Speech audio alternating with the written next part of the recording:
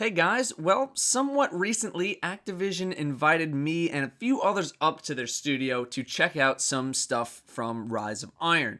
Keep in mind that this footage was captured from an early build of Rise of Iron, and that nothing here is final, it's all subject to change. Two new PvP modes are being introduced in Rise of Iron.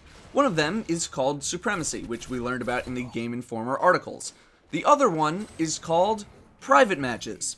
Yes, private matches have made it to Destiny after 2 years. An important thing to note is that you do not need Rise of Iron in order to play private matches, but you do need to be on PS4 or Xbox One. PS3 and the 360 are not getting private matches.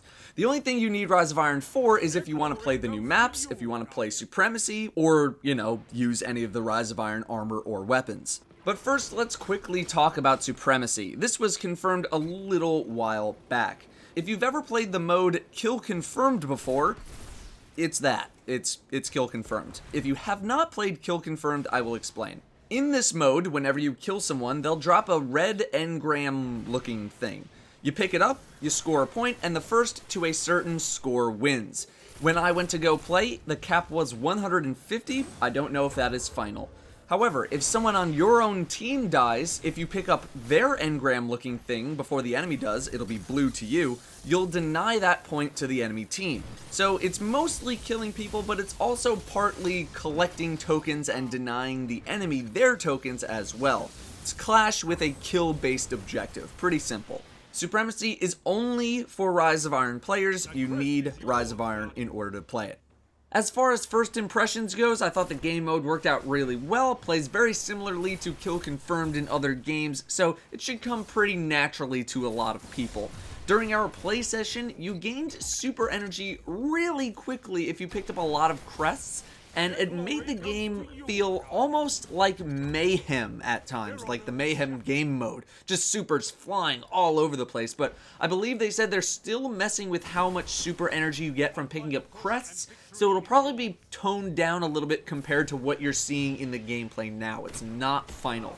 I tried using Memory of Fellwinter, but I don't really play a Stormcaller Warlock too often, so I was pretty bad at utilizing it. Plus, the fact that you got so many supers in this mode at the time meant that you were really missing out on a lot of kills. The reason why I was playing a Stormcaller Warlock in the first place is because my team already had 5 Titans, so I just wanted to change things up. Alright, now let's get to private matches. Here's how private matches are going to work. You can pick the game mode, the map, and if applicable, the time of day of the match, the duration of the match, the score limit, vehicles if it's a vehicle map, and if you want to have light level advantages enabled or disabled. You can change your team by hitting R1 or L1 while in orbit, or by taking out your ghost in-game. One major limitation is that you can't place certain amounts of people into certain matches. So let's say you wanted to do something like 4v4 salvage. You wouldn't be able to do that because the amount of people on a team at most is 3. You could do 3v1, or you could do 2v2, but you couldn't do something like 4v2 or 4v1 or 5v1 or anything like that. Let's say you wanted to do a 7v5 control game. Nope, you cannot do that. Needs to be 6. You could do 1 vs 6 control, but you can't have any more than 6 on a team. There are also no designated spectator slots or anything like that. At the time of the recording of this video, the situation with rewards isn't fully fleshed out yet. It's not final. Bungie is still toying with how rewards will work with private matches, and at the time of the recording of the gameplay, they had mentioned something along the lines of very limited rewards. Low rep earnings, I don't think you could get legendary items, but this is still all subject to change at their discretion. Obviously, no rewards at all would be the safest way to deal with any potential abuse of private matches, but they didn't want people to walk away with absolutely nothing, so we'll see what ends up happening.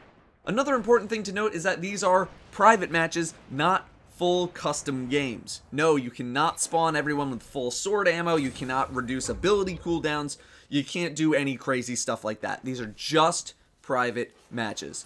Will we ever get true customs in the future? Who the hell knows, but for now, we're getting this, and that's a good start. So that is the deal with private matches and Supremacy in the Crucible. Perhaps the competitive scene can now start to grow a little bit faster now that they have more control over the maps and modes that they play, which may turn into something bigger in the future. Customs are probably the next step, but they're probably also much harder to do. That is what I have for you guys on Rise of Iron PvP for today. Thank you all very much for watching, and I will see you next time.